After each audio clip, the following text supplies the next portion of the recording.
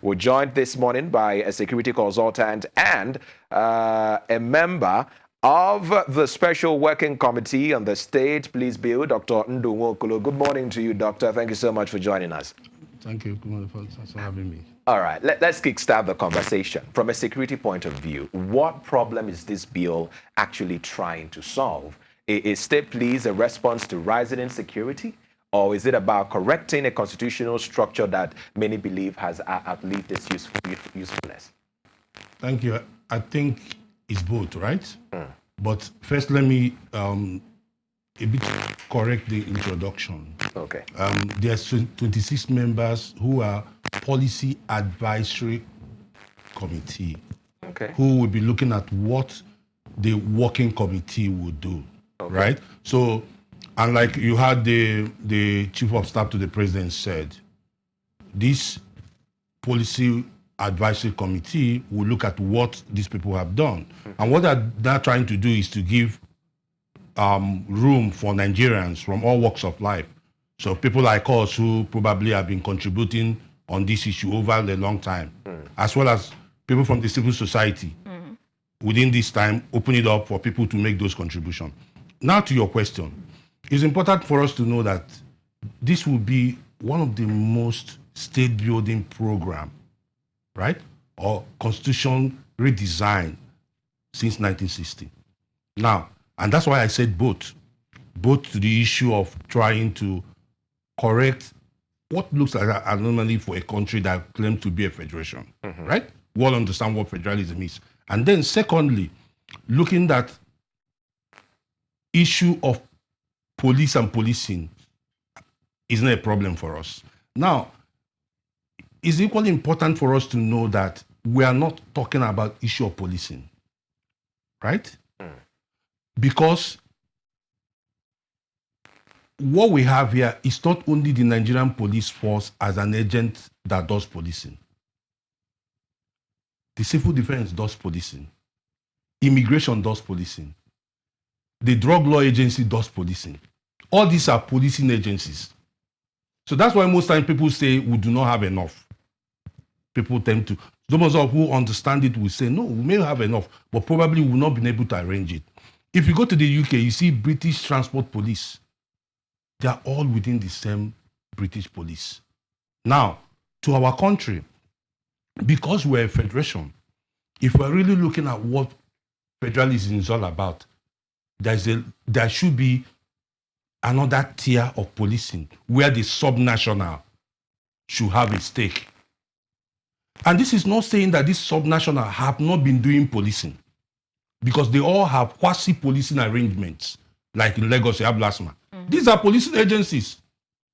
Now, but the issue remains that if I decide to go to court now to challenge a particular state over, like, say, operation in Anambra State, for instance, if I go to court against Udogachi, against the state of Anambra State, if I challenge it in court, up to Supreme Court, I might likely win, because the Constitution does not really support it, even though they have gone to their state assembly to pass those laws that enables them to do it. The issue was that Nigerians saw that, I mean, if the Nigerian police force is not able to provide all that we had, that we want, when the state assemblies were passing all those quasi-policing arrangements, everybody said, okay, where there is nothing, just make do with what you have.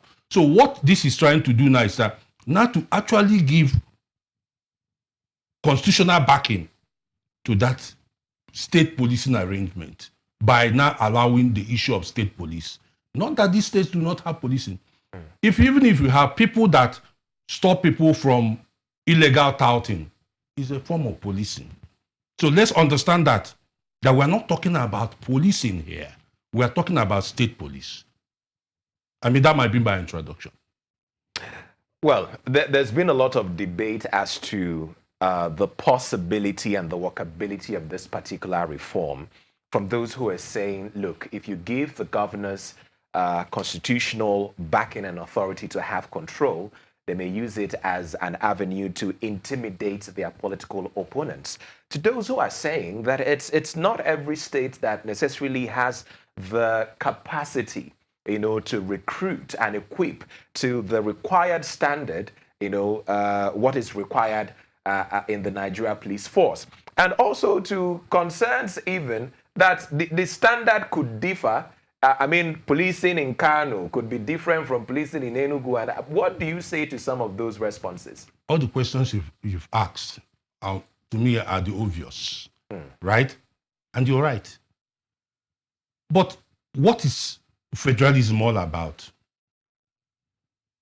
And that is why, if you listen to some of the things this committee and the advisory committee will be doing, is to create a baseline to say, this is the minimum, you cannot go lower than, but you can go higher than this. For those of us who have opportunity of traveling to countries where you have real federalism working, if you go to state of New York, policing in state of New York or NYPD, it's not the same thing when you go to Texas. So, I mean, that's why we're a federation. I mean, but in terms of effectiveness and response time, so those baselines would have been created, but what addresses your need may be different. For instance, I was born in Aba. I grew up in Aba State. I'm from Anambra State, right? The needs for Abia State might not be the need for Anambra State. So the way the baseline will be there, the way they might operationalize their policing may be a bit different. But the baseline of what you cannot do is what this committee and the constitution might be able to set and say, you cannot do this, you cannot do this. But nobody says you cannot go lower to say, I want to reorganize to address more community needs. It might be the way you want to operationalize it, right? So these are the baselines, and it has to be there. Now, part of what you said was that we do not have a policing problem, as it were, but what we're looking at here is the issue of state police.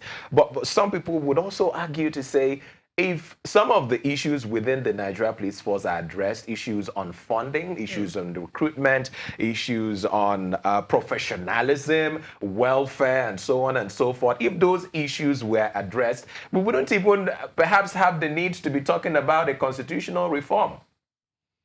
I mean, the argument could be 6.5 dozen, right? Which either way you go around it. I mean, society evolve, needs evolve, right?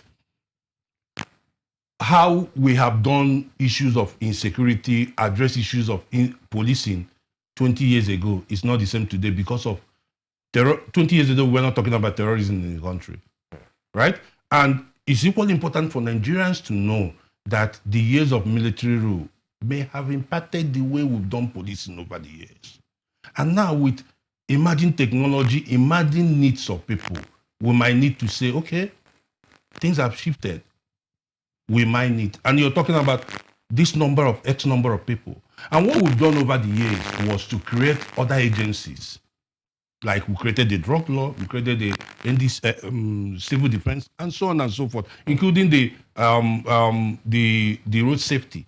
These are policing agencies. But have we been able to tie it around what the nation needs at the time? And the Constitution left the Nigerian police force as the main provider of internal security. And within this period, with the issue of terrorism and other forms of insurgencies, you've brought in the military to start doing their work. So we look at all these things and find a better way to balance it. For me, it's a balancing act to make sure that, a state building program that we're doing. Okay, we have on standby a legal practitioner, an advocate for good governance as well, Liborous Oshoma, who's joining us virtually. Good morning to you, Mr. Liborous, if you can hear us loud and clear. Yes, good morning. I can hear you clearly. Good morning. Glad that you could join us. Quickly now, the conversation around state police. I'm very sure you're up to speed with it. A quick question. Nigerians are concerned.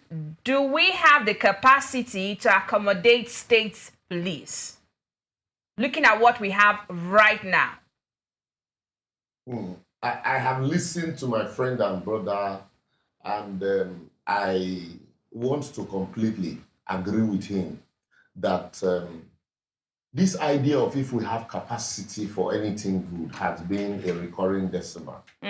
And so some people also have argued that the First Republic is different from where we are now, and that what led to the deaths of state police that was called native authorities was the abuse, and that so the fear has been, oh, are they not going to be abused by the state governors? And do we have the money? Do we have the funds? Do we have the mentality? Right. And like he rightly noted, we're already operating state policing in so many areas. He talked about LASMA. And because of the effectiveness of LASMA, a lot of states now decide to copy the model. You have, so many states copying traffic, organizations. And as we speak, not too long ago, Edo State also introduced what they call the Edo State Civil Defense Corps. It's a state form of state policing.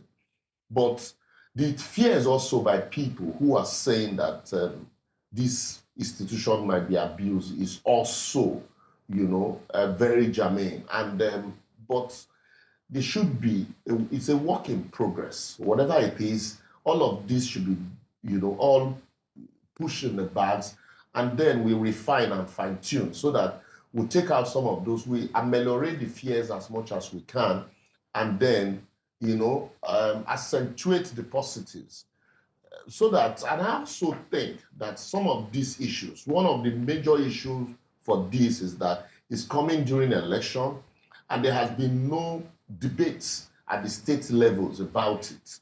There were no stakeholders meetings because we all agreed from long ago, every recommendation, every panel that had been set up to look into insecurity had always recommended the idea of state policing. And that's what led to even the formation of, remember the civilian JTF in the Northeast, Hisba in Kano, Zamfara, and all of these are state police, Aboteko in Southwest, Ebubeagu in the Southeast, and all of those. So unfortunately, because this is coming from, the peculiarity of our situation is coming from a government that people feel, they be shortchanged, and so this government had done everything to create hardship according to the people, and so anything that comes from them must be opposed, whether good or bad, and that's what's leading to all of this, opposition, discordant tune.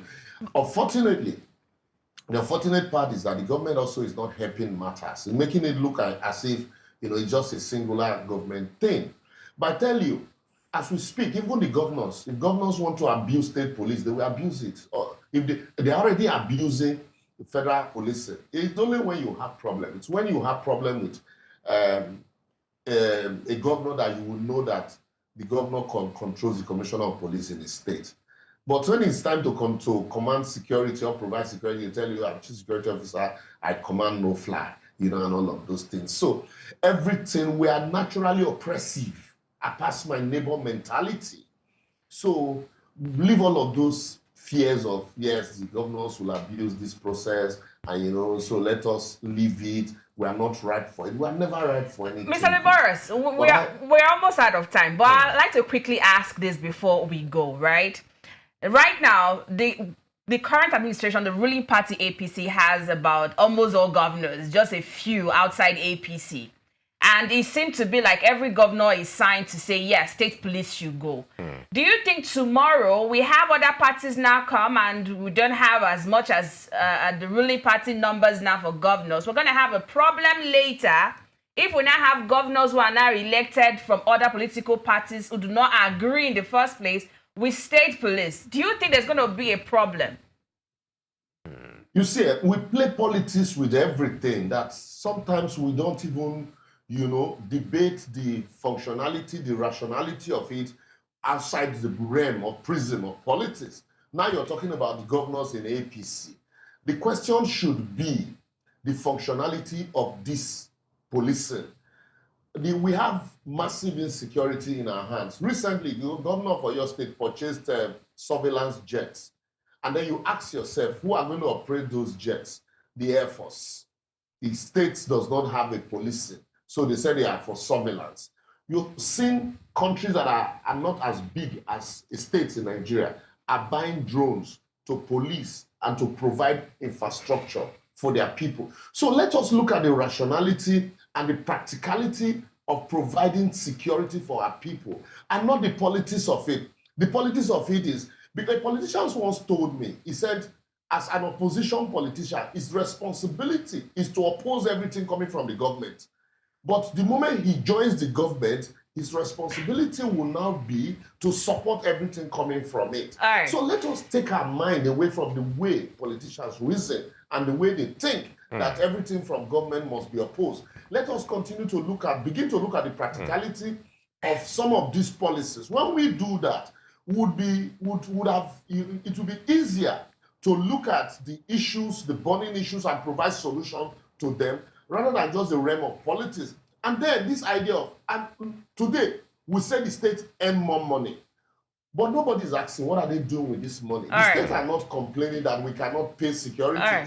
All right. They are creating security. All right. So some of these people are going to be collapsed into state police. We're totally out of time. My producer is in my ear telling me that we are out of time. We have just 1 minute to wrap up the morning edition. Yeah. We sincerely apologize for the short timing, but would sincerely please ask that we get back to this conversation again with you. At least when we do call, you answer. Dr. Ndu. No problem. Thank you. Dr. Ndu, in 10 seconds, because you reiterated that our security challenges have evolved, do you think state police is the ultimate response? No, it's not a silver bullet. So it won't solve our problems? It will try, but remember that you have other issues that help policing and security to work. You need to talk about poverty, you need to talk about most of these things. When you start working, you need to talk about your infrastructure as well. They all have to jam together for you to get that kind of security and policing that you're dreaming of. Dr. Ndu would definitely have you again on the program. Definitely. Please, when we come calling, you're going to answer us. This is where we start off our bulletin on the program. Absolutely. Want to thank you so much for being a part of the program this morning. I am Ugochukwu Madam. We'll be back again tomorrow.